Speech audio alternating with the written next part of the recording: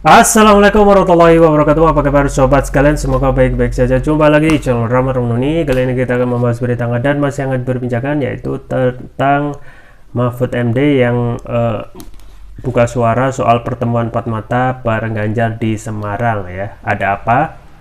Itu yang saya dilansir oleh detiknews.com. Langsung saja kita baca dan kita ulas. Mahfud buka suara soal pertemuan empat mata bareng Ganjar di Semarang, Jakarta. Gubernur Jawa Tengah Ganjar Pranowo sempat bertemu dan bicara empat mata dengan Menko Polhukam Mahfud MD saat di Semarang. Mahfud angkat bicara soal pertemuan tersebut. Kalau saya ke Semarang sering ketemu Ganjar Pranowo, misalnya kalau saya kuliah umum di kampus-kampus, dia dulu teman sesama anggota DPR. Begitu juga saya selalu bertemu dan dijamu Mbak Kofifa kalau ke Jatim, terutama di forum-forum kegiatan NU, kata Mahfud kepada wartawan Senin 21 November 2022. Mahfud mengaku kerap bertemu dengan tokoh-tokoh lainnya di ruang khusus saat melakukan kunjungan kerja, salah satunya mantan Gubernur DKI Jakarta Anies Baswedan yang kini diusung Nasdem sebagai bakal capres. Saya sering juga bertemu dan berdiskusi dengan Anies Baswedan, bahkan di ruang makan khusus. Ayah dan ibunya Anies itu senior saya di kampus. Waktu Anies masih remaja dan saya dosen muda, ayah Anies itu sering mengajak Anies dalam acara-acara kampus, dan menurut Anies ayahnya selalu bilang, kamu harus meniru Pak Mahfud itu, tekun, ujarnya. Selain dengan Anies dan Ganjar, Mahfud mengaku sering bertemu dengan sejumlah tokoh lain, yakni Menhan Prabowo, Ketua DPR Puan Maharani, dan Menteri BUMN Erick Thohir. Mahfud menilai sejumlah tokoh itu merupakan kader bangsa yang bisa dikontestasikan untuk menjadi pemimpin ke depannya. Saya juga justru sering bertemu dengan Pak Prabowo.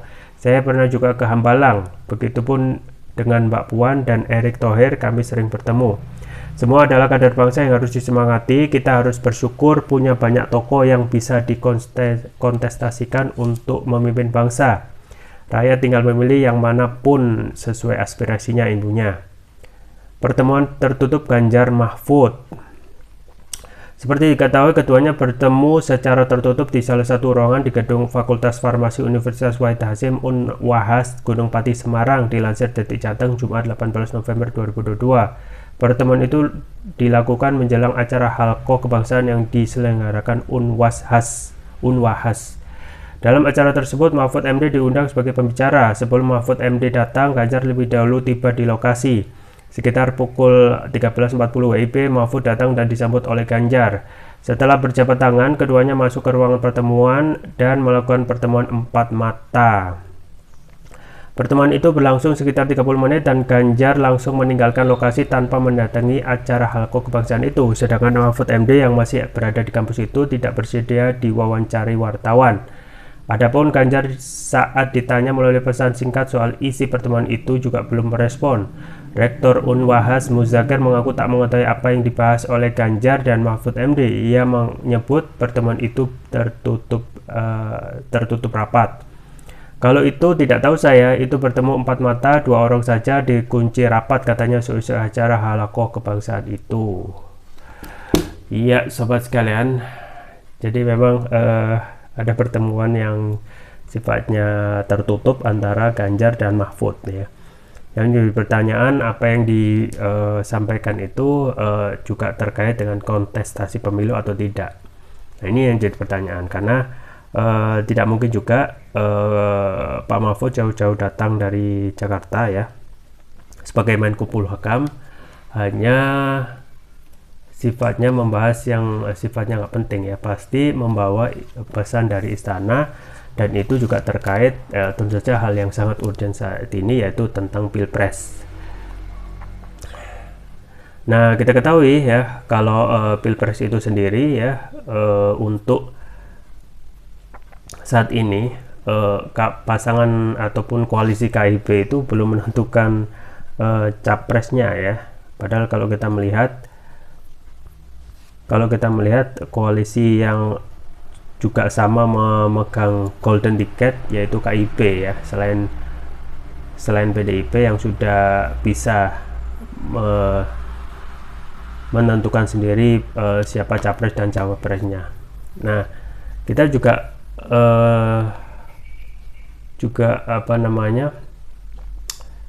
ada hal yang sifatnya tidak biasa atau yang sifatnya anomali ya. Di satu sisi ya partai politik ataupun satu partai yang sudah bisa menentukan satu golden ticket, yaitu PDIP, itu belum menentukan pasti capresnya. Di satu sisi juga ada ya koalisi yang juga mempunyai golden ticket, tetapi saat ini belum ada kepastian tentang siapa yang akan diusungnya, yaitu KIP.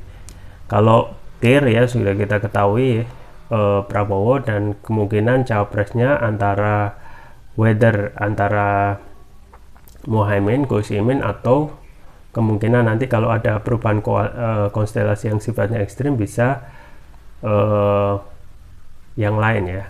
Nah, yang saat ini yang pasti lebih jelas ya, meskipun tidak begitu pasti ya, adalah koalisi perubahan ya, yang digawangi oleh Nasdem, Demokrat, dan PKS dengan mencalonkan Anies.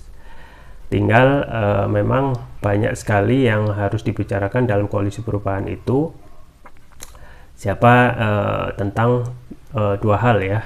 Yang paling utama yaitu tentang cawapres dan juga komposisi kabinet yang nanti akan dibagi-bagi setelah Anies itu menang. Nah, ada skenario baru yang kemungkinan bisa diskenarikan sebagai siapa yang akan diusung oleh istana. Karena kalau kita melihat posisi Ganjar yang memang banyak pengamat dan juga kita semua yakini itu akan diusung oleh KIP, tentu saja diusung ke KIP, tetapi itu juga tidak pasti juga, tergantung keputusan dari TUK Umar ya. Di satu sisi ya, kedatangan Mahfud ini serasa memberikan skenario baru ya, anggapan bahwasanya bisa saja nanti peluang dari Mahfud MD itu ataupun yang lain ya, termasuk Mahfud MD ini yang juga sama-sama mempunyai kans ya untuk dimajukan sebagai capres. Nah, apakah ini mungkin ya? Apakah ini mungkin, mengingat kalau kita melihat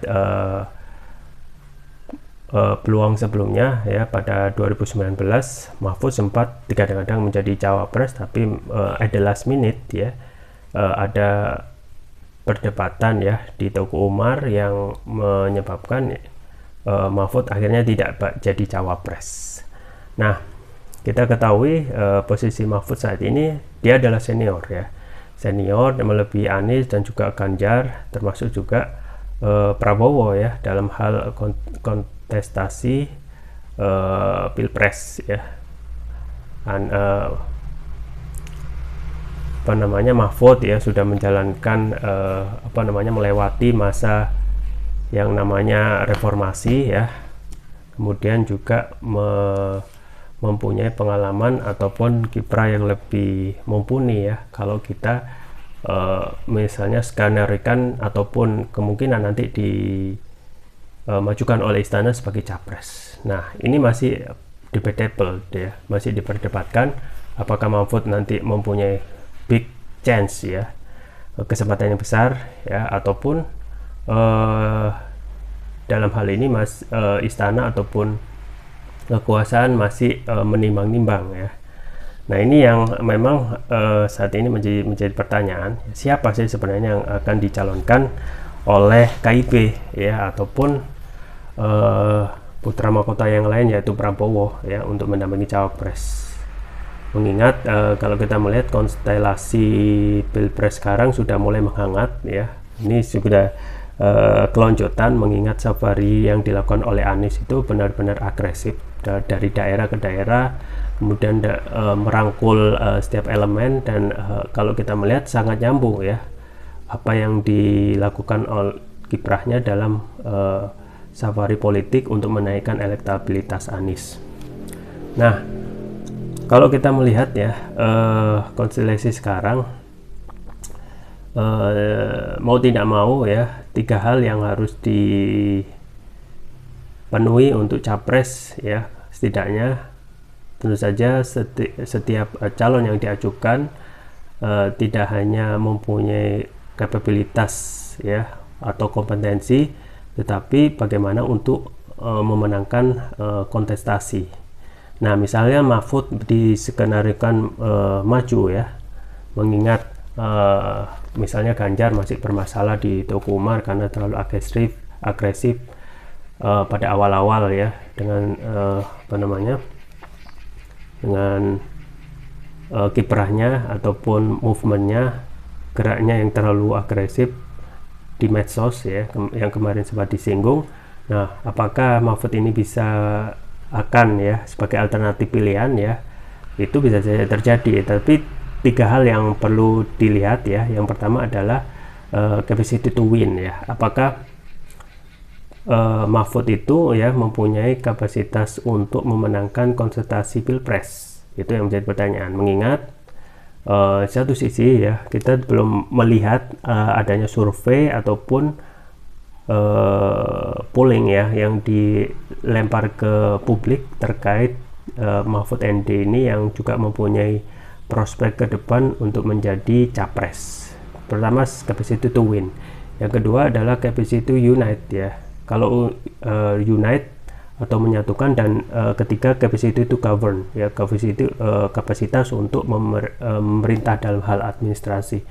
Ya, kalau kita melihat kiprah Pak Mahfud ya jelas ya sudah mempunyai pengalaman yang malang melintang di dunia politik. Kemungkinan 2 hal itu bisa dia lewati ya. Yang menjadi pertanyaan, apakah mempunyai satu hal ya, apakah kalaupun nanti ya dia nyapres ya, apakah bisa menang, dan ini yang menjadi pertanyaan.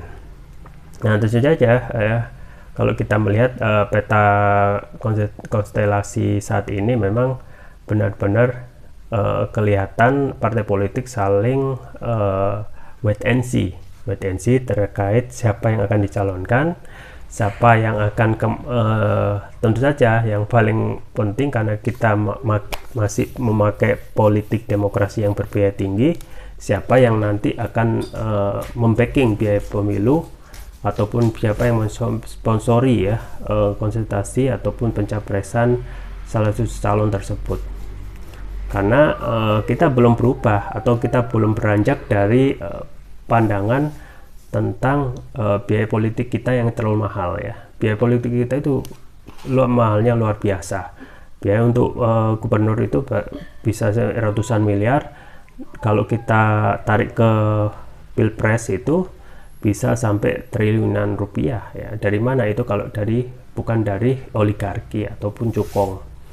Secara kalau yang disampaikan oleh Pak Mahfud sendiri ya 90% pilkada itu dibayar cukong ya, 92%. Artinya ambillah itu sebagai mayoritas. Nah, tentang kunjungan dari Pak Mahfud ke Semarang menemui Ganjar ya, ini juga tentu saja yang jadi pertanyaan, apakah ini akan membawa pesan istana ataupun hanya urusan personal semata ya. Kalau kita melihat dengan posisi sekarang yang konstelasi pilpresnya sudah mulai memanas, tentu saja bukan untuk urusan personal, bukan pula untuk urusan Jawa Tengah, karena posisi Menko Polhukam tentu saja untuk mengurusi negara. Dan tentu saja satu hal yang kemungkinan disampaikan ataupun yang tidak ingin disampaikan adalah tentu saja yang paling urgent saat ini urusan pilpres ya, pilpres, copras, capres. Yang menjadi pertanyaan ya setelah itu adalah what next ya, what next untuk koalisi yang sudah ada, koalisi Indonesia Bersatu ya, kemudian koalisi Indonesia Raya yang saat ini meskipun sudah mencalonkan Prabowo-nya, capresnya belum jelas ya, capresnya belum jelas. Dan ingat bahwasanya setiap mendekati pilpres, setiap kasus-kasus yang mendera ketua umum itu pasti berpotensi besar akan dibuka lagi ya. Prabowo dengan isu komcatnya, kemudian Erlangga dengan isu minyak goreng ya, kemudian juga Ganjar Pranowo dengan isu EKTP. Anies pun kalau kekuasaan mau ya ditersangkakan juga bisa, tinggal ditangkap, diproses, kemudian dicari pasal-pasalnya. Karena hal yang seperti itu mudah ya di saat era sekarang. Contohnya sekarang misalnya untuk orang, apalagi hukum itu tidak bisa memberikan ya jaminan untuk mendapatkan keadilan secara seadil-adilnya. Jadi kedepannya akan lebih seru lagi terkait konstelasi pilpres, tentang siapa yang akan dimajukan dari pihak kekuasaan atau pihak istana. Apakah jadi Ganjar, mengingat Teuku Umar kayaknya belum begitu struck dengan Ganjar yang meskipun the ruling party, tetapi melihat kiprah Ganjar ataupun gerak Ganjar yang mendahului ya Teuku Umar itu seakan kemungkinan tidak akan direstui ya. Dan tinggal sekarang apakah istana ataupun Teuku Umar itu mempunyai alternatif lain selain Ganjar, apakah Prabowo atau calon yang lain termasuk Mahfud MD yang kemungkinan nanti akan diajukan. Baik, itu saja yang bisa saya sampaikan. Semua bermanfaat. Jangan lupa like, share, dan subscribe. Sampai jumpa lagi. Wassalamualaikum warahmatullahi wabarakatuh.